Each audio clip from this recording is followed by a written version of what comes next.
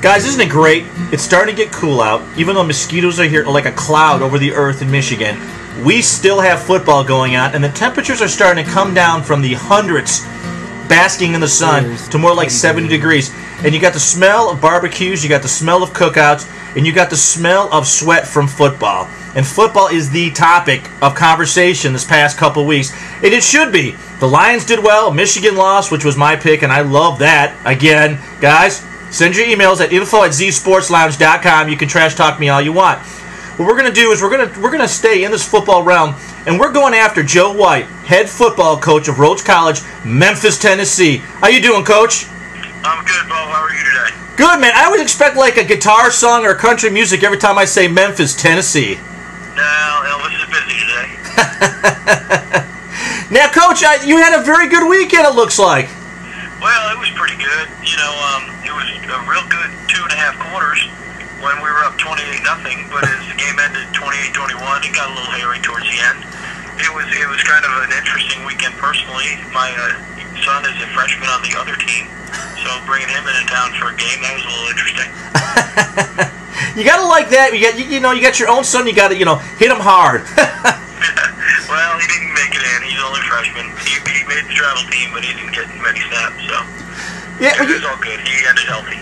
Yeah, I mean, it's nice to see that. It really is on different squads, because I've coached basketball before, and I actually had my daughter on my team, and it's very difficult because you're either too critical or not critical enough, and I figured that sort of defeats the fact of being a coach. I shouldn't have to think about whether I'm being too critical or not. So it definitely has its complications, and honestly, my son knew he wanted to go to college and play football. He looked at a lot of different schools. We were one of them, but I think deep down he didn't really have a desire for his dad, to be his coach, and honestly, I didn't either.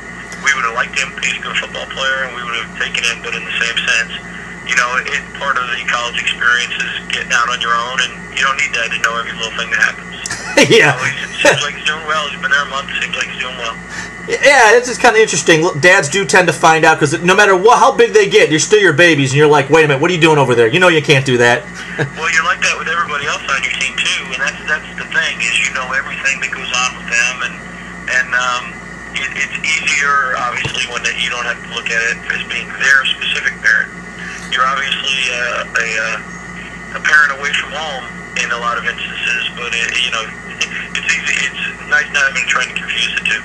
Yeah, absolutely. It definitely does. It's the blurring of it, and my hats go off to coaches that make the decision to keep them, and they got that relationship, because I'm trying to have a great relationship with my boys, and being an ex-coach and doing what I do, I'm always giving them, coaching at halftime, and so I've been trying to do this step back rule. Now that they're hitting high school and they're doing well, Dad doesn't need to open his trap. He can just sit back and videotape for the coach and never give an opinion again. I tell you, I tell all the coaches or on the teams that my sons have played, I always tell them I'll be the perfect parent. I'll watch as much as I can, and I'll never say a word. Yeah. But you really can. I mean, you do. It's a nice experience because you can observe the things that go on and the things you can coach them up on in your own time, like loyalty and playing hard to the end, and some of the sportsmanship type things. You can see things that happen in a game and then point out to them, hey, you see when this happened, you see when that happened, this is the right way, this is the wrong way, away from the emotion of the moment.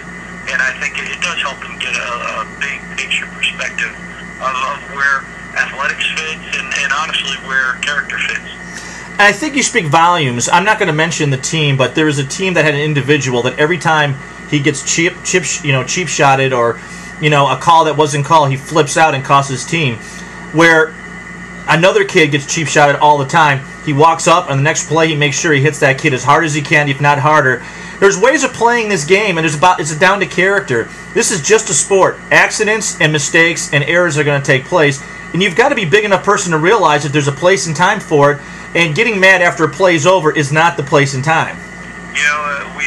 One of the mantras I guess we preach here all the time is in football and in life, 10% is what happened and 90% is how you deal with it.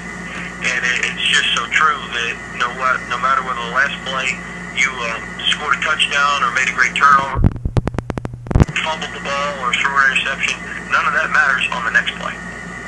And to play the next play play, be prepared to play the next play. You have to let whatever happened before go and use it as a good experience. Absolutely. There's so much to that, is that football is like a life microcosm. You got a kid that maybe doesn't study real hard on his playbook. Well, chances are, sitting in the classroom, he's not doing the same thing either. Well, that is true. Fortunately, a very, very strong academic school like we are, we don't really see much of that. Our guys have to be good students or they don't last here at all. Which is a perfect segue. It's kind of funny. You think as difficult a school as we are that we would have a lot of academic problems. It's the exact opposite. It's because they come into it, it's kind of you get what you ask for. And the type of student athletes that we get are looking for that great education. So on the front end, they're making the commitment to do the work that it takes to be successful. And the nice part from the coaching standpoint is that tends to carry over on the field too. We're not giving scholarships. We're not paying kids to play.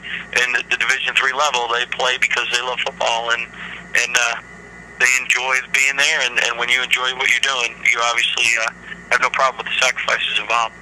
Yeah, you're speaking to the choir. The academic side of it is something we've always talked about with all the coaches, trying to make sure that to let the kids know that when you're in high school at freshman year, you need to start getting your books down pat. Forget the parties. You'll have time to party after your exams and you get your study habits down, because when you get to college, you've got to really buckle down under. That's tough to do when you're playing a sport as demanding as football.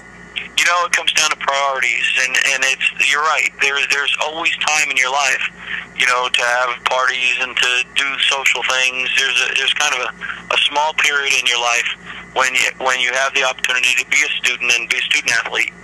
So if that's important to you and you prioritize your time that way to be successful in those things, it generally works out very, very well. I told our team this a couple weeks ago. My parents live in a retirement community in Florida, and I told our guys, every night of the week down at the square in the villages, they have a live band and dancing and 2-for-1 drinks. So if that's your priority, you can do that when you're 55 and over. Right now, it's be a college student, be a football player, and work hard at both. Well, the kids, it's really hard for some of the young students to realize in high school was over before they knew it. They're on to college. College, you have 4 years. In that college career, how many people actually get to play a sport they love and go to the school they want to go to and go to a great school like Rhodes? Not very many kids really realize that until their junior or senior year, that they made mistakes along the way and they may not be able to play their football because they don't have their priorities straight. And having kids' academic requirements high actually helps you so the kids know the demands that are going to go through.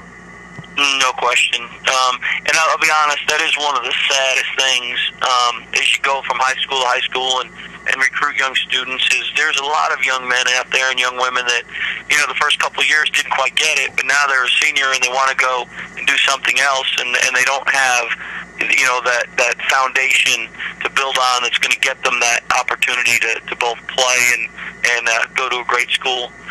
So it's a sad thing. You preach and preach and preach to as many young people as you can, and I know high school coaches across the country doing that daily. And I think